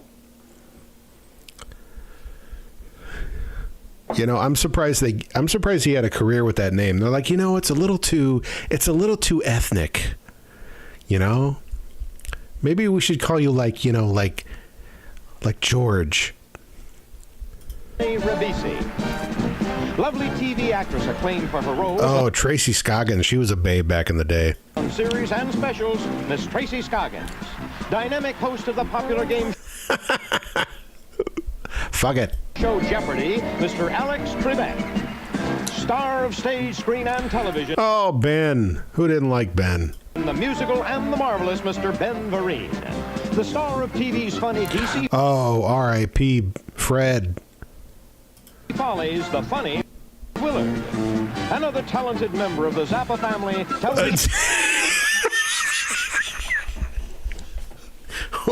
Look at all that hair. Actor Ahmet Zappa. And your ringmasters for tonight are Oh, hair lip. Mr. Stacy Keith, the lovely Miss Barbara Mandrell, and Mr. Leslie Nielsen. Oh, man. And now, ladies and gentlemen, here is ringmaster Stacy Keith. Thank you. All right, that's the cast. Yeah, Ribisi's not dead, as far as I know. All right, I'm going to take a piss break, and then I guess we can return. We're going to end it off with the wheel. Hopefully we don't get like a crazy hour-long episode of something.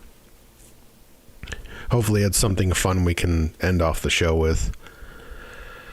You're going to take a sleep break? Yeah.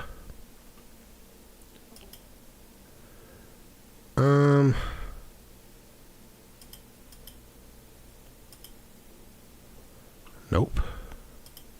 Yeah, we'll be right back.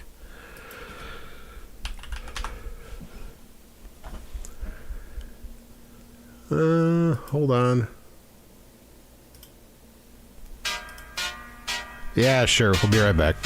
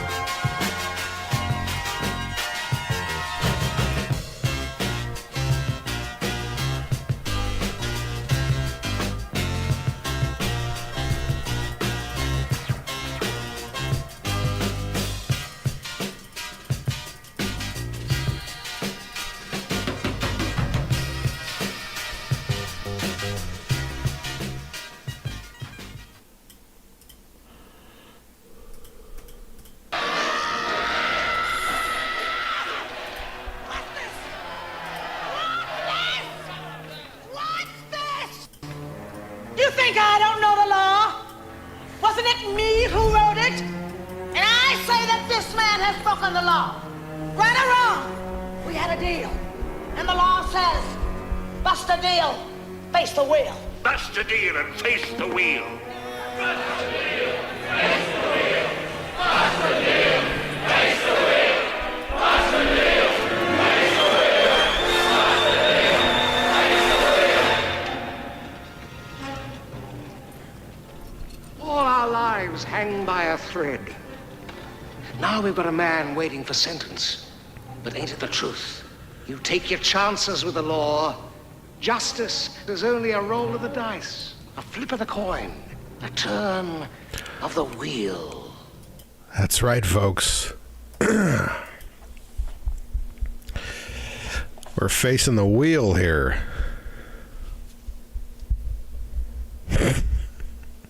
All right.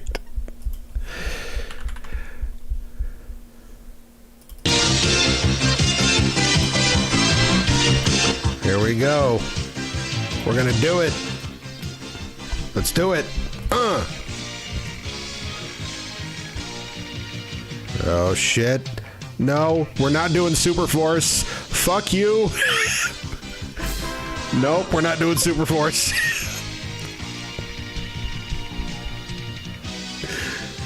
Remote control. Okay, I'll take that.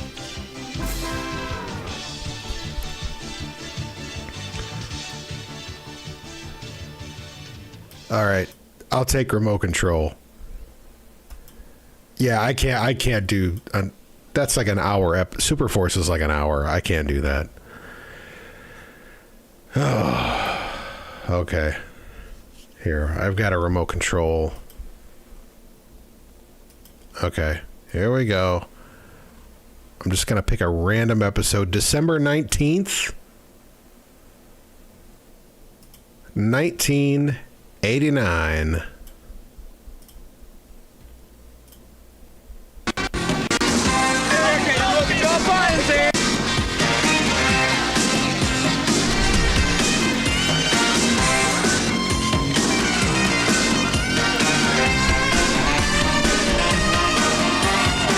Super Force. If we start the show off with the wheel, we can do Super Force, but I can't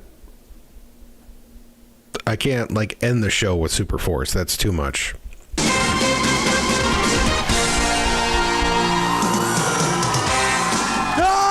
If it's not Kari or that brunette chick. Oh no, it's his basement. It's getting trying to go back to himself again. Over. I didn't understand a word he said there. See. Thank you. Oh. Oh, it's the blonde chick. When the fuck? I swear to God, we've seen more episodes without her than we've seen with her. Wait, is this the... Here we go. Kenny wasn't like the other kids.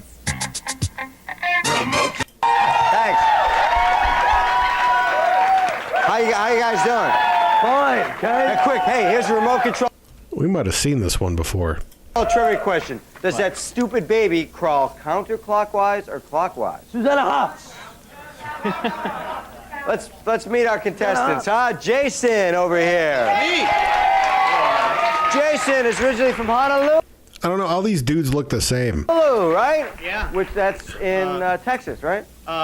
Mississippi. Mississippi, Honolulu, Mississippi, right. Gina is in the middle. So Gina is a student. On the end is Jim. Jim is also a student. Hey, wish some luck, huh? Come on, wish some luck.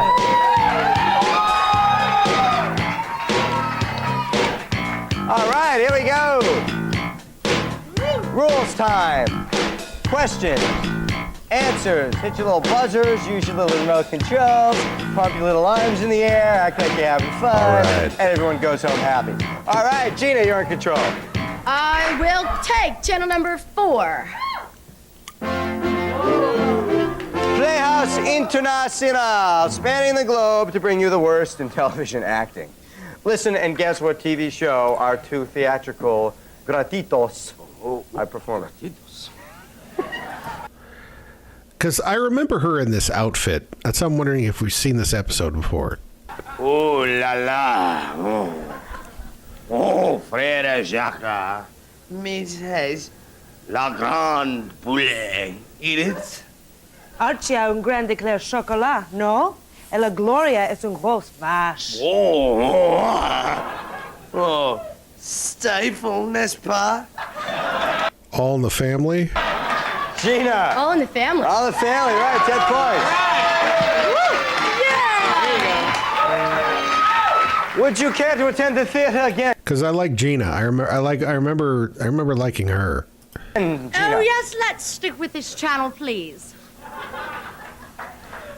Mambo Italiana, Calabrese, Piccolo, Fred, e Barney. Oh, she speaks a little Spanish. Andiamo, Betty. Oh, consigliere. Or Italian. Spaghettino e abadabadoo. Bacia, mi bambino, uffa. Ma va, Wilma. Jim. The Flintstones. You got it, 15. Oh. Bravarissimo, bravarissimo. Attor. Go ahead, Jim. Okay, let's take it around to channel number 9. Channel 9, prime time, 5 points. Here we go. On what Fox series would you find a group of pubescent-looking cops working undercover? 21 Jump Street. Yes, in a high school, 5 points, 21 Jump Street. I think Jason. I'd like to stay with channel 9, Ken. Okay, staying with prime time. This time it's for 10 points. In a day since his role in Roots, what actor is now the blind engineer of the Enterprise in Star Trek? Gina. LeVar Burton. LeVar Burton. LeVar Burton, right. Oh, he's blind. Is that why he wears those stupid sunglasses? Yeah, they let him see. Oh. Technology. I was wondering why. It's amazing. What would make someone wear those stupid sunglasses? Okay, Being go ahead, blind. Gina. Get me out of prime time. Let's go to channel number 1. Channel 1, cartoons. Little more up your alley, Gina, huh? Okay, let's check it out. 5 points. The Beatles had a cartoon, so did the Jackson 5, and so did what batch of toothy Mormons from Utah? The Osmonds. The Osmonds, right, 5 points. Toothy Mormons. Yay! Let's go to channel number 8, please. Popping around, Beverly Hillbillies is channel 8. We have for you today behind channel 8. 5 points. Grandy thought that Navy frogman Mark Templeton is half man, half what? That Turd. is Gina. Frog. You got it, frog. Out of here. Out of here. I want channel 1 back, please. Okay, back to cartoons. Ooh, a woman who knows what she wants. 10 Yeah. points. Humble, lovable shoeshine boy would gulp down his super energy pill. Jim. And become underdog? Underdog, right. Become what? Infallible canine hero. 10 points. What are you guys doing? That was the gym cheer. What are you See, doing? babies do that. What is that? Baby dance. Oh, baby dance. Oh, yeah. Why didn't I know that? Okay, Jim, go ahead. Well, I'm like it's like I'm like 99% sure we've seen this episode before, but we're at the end of the show, so I don't care. I gotta see that again, and if we stick with one, maybe we will. Ooh, let's check it out. 15 points. The other ghosts all hated Casper because he was such a friendly bitch. Ghost. No, he was such a wuss. But who was the goody two-shoes witch he hung Jim? Wendy. Wendy, right. He hung around with 15 points. Go ahead, Jim. I was entertained. Let's go down to number 2. Channel 2, The Laughing Guy. You know, things have changed here on Remote Control. Flip has got his voice back, and now he thinks he's Rich Little. All you gotta do is listen to his impression, if you can, and guess what he's doing. How many times do I have to tell you? Well, I don't really think you should be in the show, Ethel. Oh, Fred Mertz around? Jason? I Love Lucy. Yes, you're right. 10 points. Flip! That was stupid. Flat out stupid. Yeah, it was Definitely a plump babe, though. stupid, you're right. Intelligent. It was intelligent. It was good. How could you say that was intelligent? Yeah, what's the matter with you? I don't know. What do you want to do, Jason? I really don't like this laughing guy. I'd like to go back to channel 8. Flip, told ya. Told ya. Yeah, he hates me. He's right. What'd you say, Jay? Channel 8, I said, Ken. Channel 8, okay. Beverly Hillbillies, 10 points. Which hillbilly became a talent agent and set up a casting couch? Jim. Jethro Bodine. Right, in Mr. Drysdale's Bank. 10 points. Great. Very good, Jim. Go ahead, you're in the lead with Reminds me 50. of my roots. Let's go to Channel 7. You know the hillbillies, do you? Okay. Explore the universe from cells to stars and discover the mysteries of life. From Bush now. The Acclaim Grand Slam, a Nintendo system. The Acclaim wireless remote controller. Oh, wireless. Yeah, I'm pretty sure. I can't. I'm sorry. I'm fading here. I can't. We're on 12:30. So I figured, you know what? Now is a really good time. Even though I think we've maybe only added 1 or 2 plump babes to the list, we could stand to add a few more guys. So if you notice any plump babes from this stream, feel free to post them. But I'm going to go ahead and all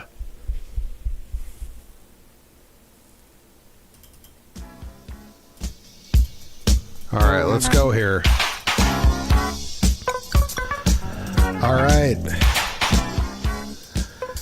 Waterbed commercial chick, I think. Oh, Showtime at the Apollo, amateur night contestant.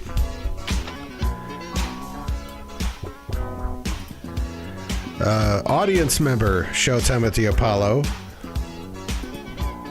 Another audience member at Showtime at the Apollo. Oh, the 976 chick? Sure. Oh, that creepy face mask lady? Or that infomercial? She was hot. Probably one of the hotter ones. Just... wow. Oh, she was on Ben Loves Chicago or Wild Chicago. I forget her name. On the floor. Baby, don't let you know. But baby, all them gold and fancy clothes. Oh, the chick from the Bozo Show. Yeah, I'd pick her every time. She could play my grand prize game, you know what I'm saying? She could hit my bucket number 6. Oh, and there's another one. She could hit my bucket 6. Dr. Quinn, medicine woman, Sean Young chick. Rock Island, hot bitch. Oh, we got the cool chick from the Geraldo. A lot of fun. We got daughter of, this is Ann Lockhart. Oh, and everybody's favorite lady, Stud's audience member, roommate of a contestant. I don't know her name. And this chick that Buddy likes for some reason. Oh, we got Sleepy from Studs. Oh, yeah, we got her from, what was that show? I don't know. It sucked, but she was hot.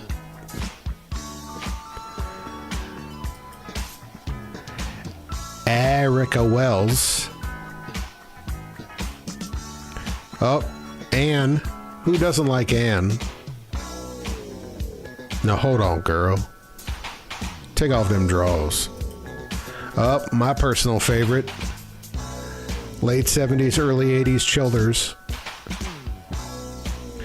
To that funky, funky sound. Oh, there's Corinne, or Connie, sorry.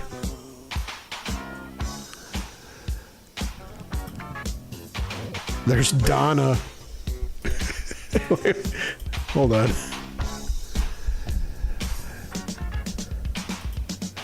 Oh, one of my personal favorites, part of my collection, Felicity from Studs. Oh, Greek band chick from Wild Chicago. This video no longer exists on YouTube.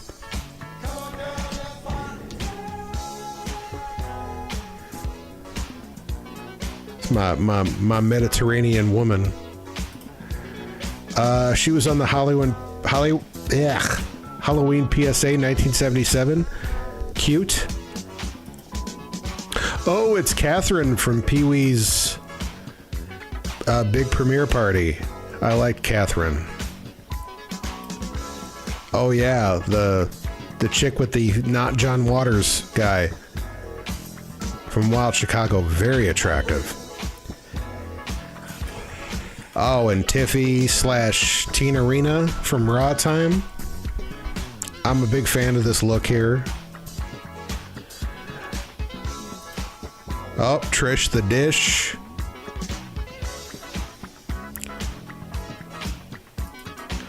And and everybody's favorite breastfeeding lady. All right.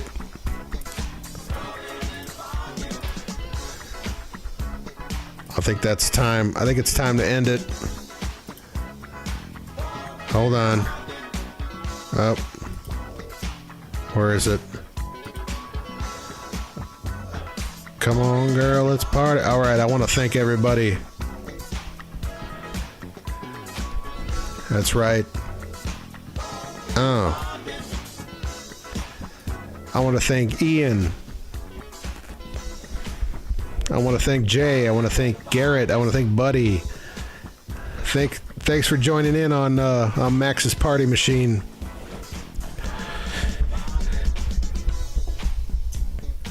Until next time, I want to thank Willie Ames. I want to thank Wendy Jo Sperber. I want to thank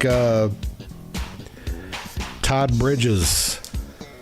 I want to thank Heather Langenkamp especially.